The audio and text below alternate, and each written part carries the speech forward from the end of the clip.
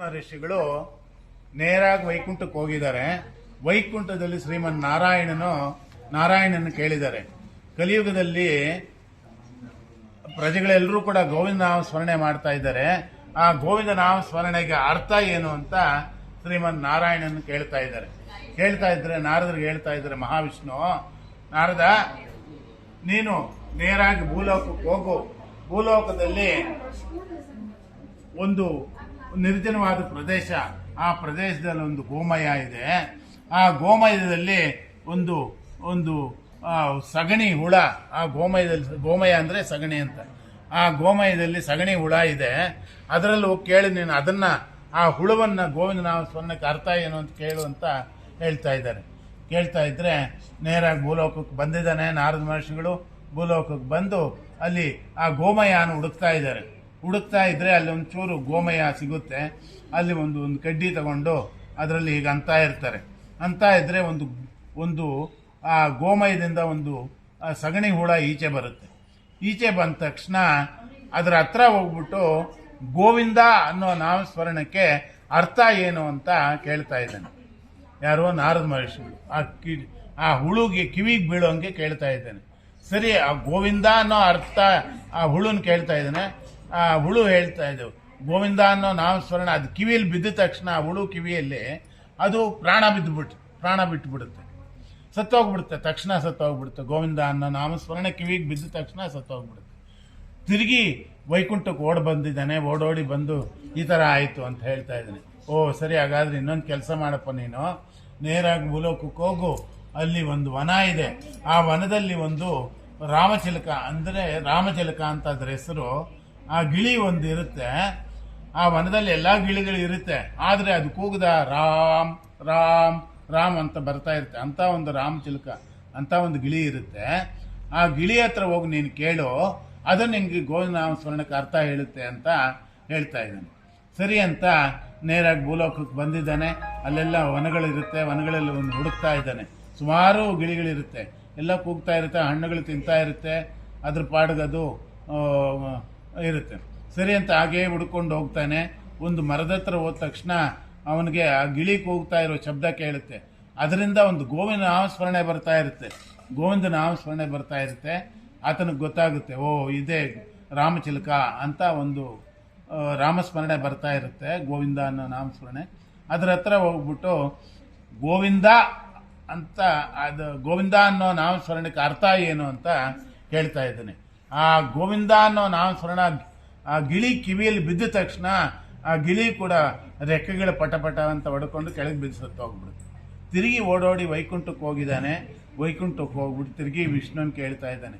ಅನೇಕ ಪಾಪ ಬರ್ತಾ ಇದೆ ನನಗೆ, ಕೀಟ ಹತ್ಯೆ ಆಯಿತು, ಪಕ್ಷಿ ಹತ್ಯೆ ಆಯಿತು, ಇನ್ನ ಏನಿದೆಯೋ ಅಂತ ಹೇಳಿ ಕೇಳ್ತಾ ಇದ್ದಾನೆ. ಸರಿ, ನೀನು ಇನ್ನೊಂದು ಕೆಲಸ ಮಾಡಯ್ಯ, ನೇರಾಗಿ ಭೂಲೋಕಕ್ಕೆ ಹೋಗು. ಅಲ್ಲಿ ಒಬ್ಬ ರೈತ ಒಂದು ಹಸು ಸಾಕಿರ್ತಾನೆ. ಅದು ಈಗ ತಾನೇ ಒಂದು ಕರು ಹಾಕಿದೆ. ಆ ಊರಿಗೆ ಹೋಗ್ಬಿಟ್ಟು ಆ ರೈತನ ಹತ್ರ ಮಾತಾಡಿ, ನೀನು ಆ ಹಸು ಎಲ್ಲಿದೆ, ಹಸು ಹತ್ರ ಹೋಗ್ಬಿಟ್ಟು ಈಗ ತಾನೇ ಆ ಕರು ಹಾಕಿದೆಯಲ್ಲ, ಆ ಕರು ಹತ್ರ ಹೋಗ್ಬಿಟ್ಟು ಇನ್ನು ಗೋವಿಂದ ನಾಮ ಸ್ಮರಣೆಗೆ ಅರ್ಥ ಕೇಳು ಅಂತ ಹೇಳ್ತಾ ಇದ್ದಾನೆ. ಸರಿ ಅಂತ ನೇರಾಗಿ ಇನ್ನು ಕೀಟ ಹತ್ಯೆ, ಪಕ್ಷಿ ಹತ್ಯೆ, ಗೋ ಹತ್ಯೆ ಮಹಾ ಪಾಪ ಅಲ್ವಾ, ಏನಪ್ಪ ಮಾಡೋದು ಅಂತ ಹೇಳಿದ್ದೆ. ನೇರಾಗಿ ಬರ್ತಾ ಇದ್ರೆ ಭೂಲೋಕಕ್ಕೆ ಬಂದು ಅಲ್ಲಿ ಒಬ್ಬ ರೈತನ ಹತ್ರ ಹೋಗಿ ಮಾತಾಡಿ, ಅಪ್ಪ ನಿನ್ನ ಹತ್ರ ಒಂದು ಹಸು ಇದೆಯಂತಲ್ಲ, ಎಲ್ಲಿದೆ ಆ ಹಸು ಅಂತ ಹೇಳ್ತಾನೆ. ಅದು ಅವ್ನು ನೇರಾಗಿ ಕರ್ಕೊಂಡೋಗಿ ಆ ಕೊಟ್ಟದಲ್ಲಿ ಇರ್ತಕ್ಕಂಥ ಒಂದು ಹಸುವನ್ನು ತೋರಿಸ್ತಾನೆ.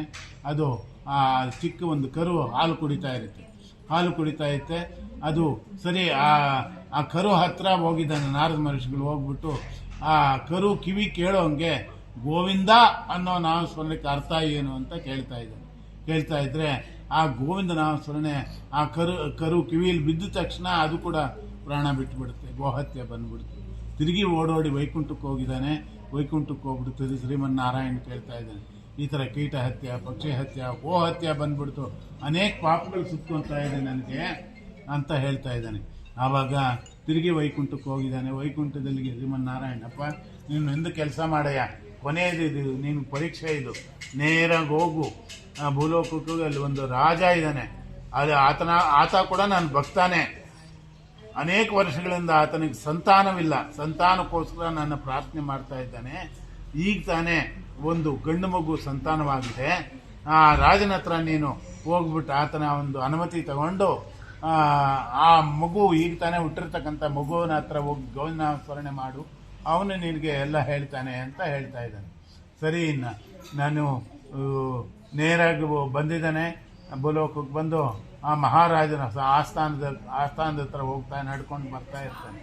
ಆ ಮಹಾರಾಜ ಮೇಲಿಂದ ನೋಡ್ಬಿಟ್ಟು ನಾರದರು ಬರ್ತಾ ಇದೆ ಅಂತ ಕೆಳಗೆ ಹೋಗಿ ಇಳಿದುಬಿಟ್ಟು ಬಂದು ಸಾಷ್ಟಾಂಗ ನಮಸ್ಕಾರ ನಾರದರಿಗೆ ನೇರ ಕರ್ಕೊಂಡೋಗಿ ಬಾಗಿಲ ಹತ್ರ ನಿಲ್ಲಿಸ್ಬಿಟ್ಟು ಪನ್ನೀರು ತಗೊಂಬರ್ತಾರೆ. ನೀರು ತಗೊಂಬಂದು ಕಾಲೆಲ್ಲ ತೊಳೆದು ನಾರದರಿಗೆ ಆ ನೀರೆಲ್ಲ ತಲೆ ಮೇಲೆ ಪ್ರೋಕ್ಷಣೆ ಮಾಡಿಕೊಂಡು ನೇರ ಕೈ ಹಿಡ್ಕೊಂಡು ಕರ್ಕೊಂಡೋಗಿ ಆಸ್ಥಾನದಲ್ಲಿ ಕೂಡಿಸ್ತಾನೆ. ಆಸನ ಹಾಕಿ ನಾರದರು ತ್ರಿಲೋಕ ಸಂಚಾರಿ ಅಲ್ವಾ, ಶ್ರೀಮನ್ ನಾರಾಯಣ ಸ್ಮರಣೆ ಮಾಡ್ತಕ್ಕಂಥ ಅವನು ಕಾಲದಲ್ಲೂ ಆ ನಾರದರನ್ನು ಕೂಡಿಸ್ಬಿಟ್ಟು ಸರಿ ಅವರು ಕುಶಲೋಪರಿ ಅವರಿಗೆ ಹಣ್ಣು ಹಂಪಲು ಹಾಲು ಏನೇನು ಬೇಕೋ ಎಲ್ಲ ಕೊಟ್ಟು ಷಡ್ಷೋಪೇತಗಳೆಲ್ಲ